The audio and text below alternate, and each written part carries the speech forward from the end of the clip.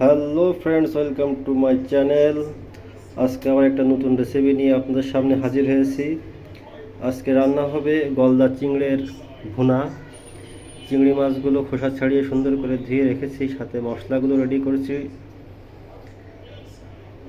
এখনই রান্না শুরু করব, দেখতে থাকুন।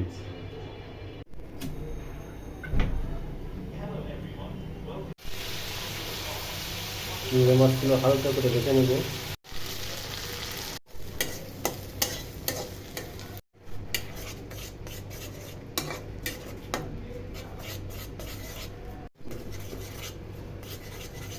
চলছে মশলা কষানো, দিয়ে দিলাম আলু।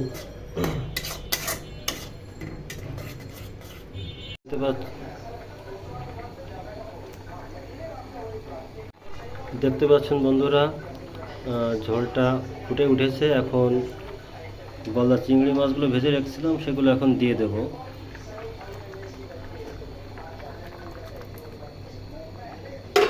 এখন ঝোলটা অনেক পাতলা আছে।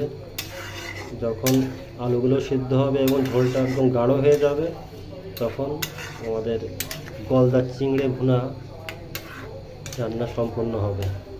ঠিক আছে বন্ধুরা, সাথে থাকুন। দেখতে পাচ্ছেন বন্ধুরা, ঝোলটাও শুকিয়ে এসেছে, গাঢ় গাঢ় হয়ে গেছে, আলুটাও সিদ্ধ হয়ে গেছে। রান্না এখানেই শেষ। দেখা হবে নতুন কোনো রেসিপিতে। Bye bye.